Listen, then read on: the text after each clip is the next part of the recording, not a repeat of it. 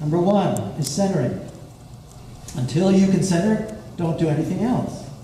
Centering is a feeling. It's like riding a bicycle. You know how to balance yourself, you know how to ride that bicycle. You know what centeredness is, you can go ahead and open that form up and pull up a wall. But until you can do that, until you can center the clay, don't do anything else. Okay, so that's the first step, centering. Second step, open the clay up and put a floor in it. Right? You widen out the bottom. That's the second step. Third step, pull up a wall. Okay, shake it. That's it. So notice what I did? I got this a little bit wet, so this will stick. And this is not moving. This is not banging around. So there we go, clay. Okay, just kind of pop it down and then do this. And this is serious, right? So that when you start throwing, you're not chasing that clay all around the bat.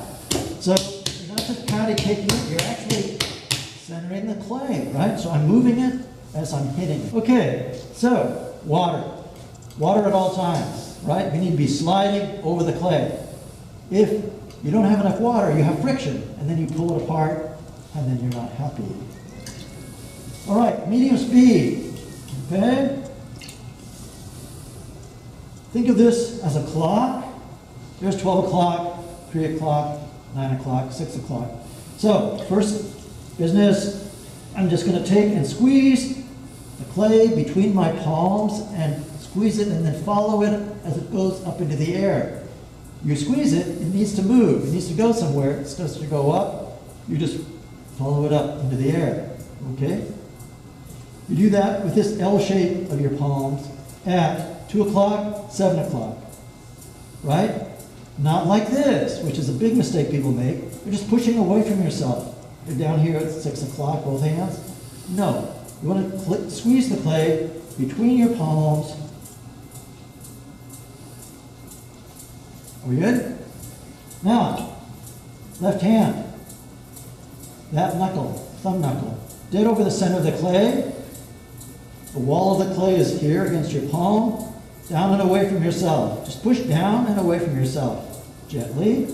Bring the other hand over, lock it against that thumb, push down, and catch the clay as it mushrooms out with your palms. Okay? So guess what? It's centered. Sort of. It's God. All right, so I can put my hand over the top of this clay, and it's not moving at all. It's not doing any of this. That's centered. We can look at the bottom and we can see that it's not centered. So I'm just going to use my finger, or you can use the wooden knife, and you can just cut that excess clay away. It's kind of wasteful to cut it away, so I try to use my finger as much as I can, but you don't want to hurt yourself with a splintery bat. All right, so that's centeredness. Hey, let's do that again. Up into the air. If there's a little divot in the middle, kind of sneak up on it with the knuckle of your left thumb.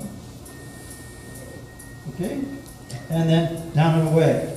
Notice I'm always getting a little water. Not a ton of water, a little water. Just enough to slide over the clay.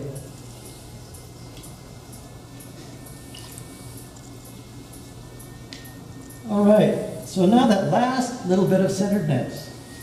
How do I get it? Well, I squeeze from the side, and then I go to the top. And you want to arch across the top. This is what you always want to throw from, is this haystack shape. Straight wall, and a curve, an arc across the top. What happens if you just have a continuous curve and you're doing this, and you're pushing against the clay? Look at the direction of where you're pushing. You're pushing against this wheel head, which isn't going anywhere, and you're just wearing yourself out. Second step, we're going to open it up. So, 9 o'clock. I'm going to take the side of my left thumb, one pivot point, yes, not the front of the thumb, 1, 2, 3, 4, oh no, not that bad. 3 pivot points, way too much action. I want something stiff. Side of the thumb, I'm going to take the knuckle, side of the knuckle, and I'm going to put it in the little valley at this fingertip creates when you put your thumb against your fingers, and it's just going to go straight into the center, but at an angle. All right? Straight down the center, a little bit of water. I bring the sponge in my other hand and I give it a little squeeze when I need to. And there we go. How do I know whether you're doing this right or not? Because guess what? Your fingers are up in the air. If your fingers are down here, that means you're using the front of your thumb, which is not so good. All right, so I'm using the bevel of this opening, the angle, to help me stay on center. All right, and I'm just pushing down like that. Down and a little bit to the side. And then, boom. How do we know we're down as far as we want to go? We measure it with the needle tool. That's my needle tool. That's it. All right, so just poke it, run your fingernail against that clay, and there it is, 1/4 of an inch, which is just fine for right now. 1/4 of an inch, good thickness to aim for. Not too thick, not too thin.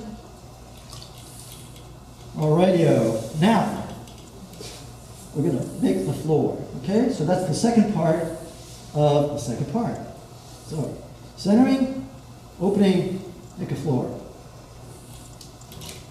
I'm going to hold the clay with my left hand, thumb on the outside, fingers on the inside.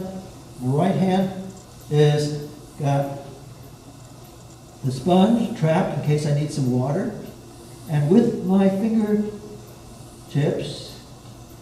no, I lied, with the balls of my fingers, not the tips.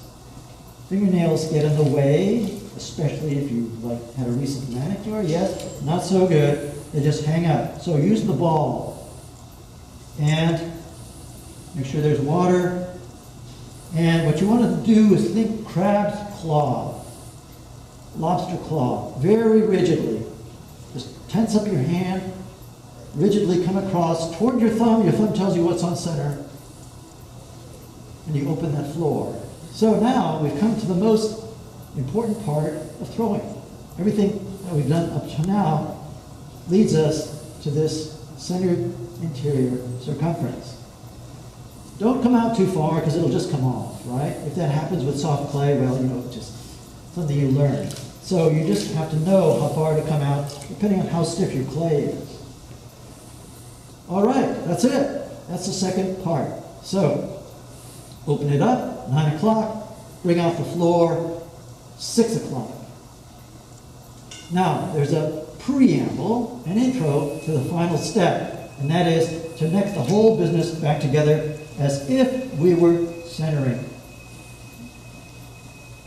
All right? So you get the thing sort of lined up as if you've got a little volcano here. All right? I'm going to reach in and freshen up that interior circumference just in case I messed it up. And now, I've got an opportunity of doing a one-handed pull, and you can only do that if you've got the roll of clay sitting here. So how do we do that? Down here at 6 o'clock, there's the roll of clay. I'm going to hitchhike from sideways, not down like that, because there's just too much movement in the thumb. Hitchhike. So like this, I'm going to unroll the clay up and toward the center, always. Right? You always throw this wall as if it were going to join. All right, here we go. One-handed pull time. Up and toward the center. How much can you grab? Well, you'll figure that out after you've made a few mistakes. Once again, it all depends on how stiff the clay is and how much you got there, etc. There we go. I'm done. Sort of, kind of. No, not really. All right. So, a little volcano shape. Even though you intend to come up and actually meet, you never really quite do that. But it's better than coming up straight, which inevitably leads what? To the thing opening up. Very difficult to control the form once the opening is way wide, right? Hard to bring it back together. You can always widen it later on as part of your process. All right, so one-handed pull. You can only do that when you've got that roll of clay.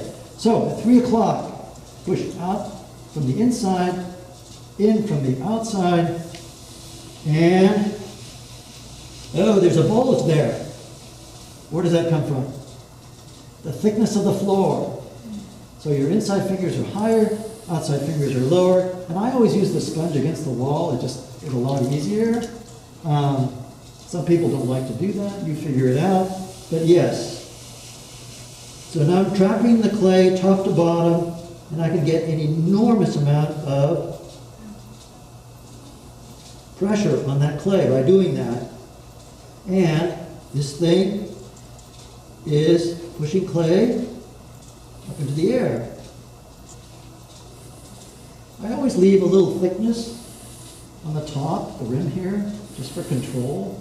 You can always thin it out later on toward the end of what you're doing. But this gives it a little more backbone.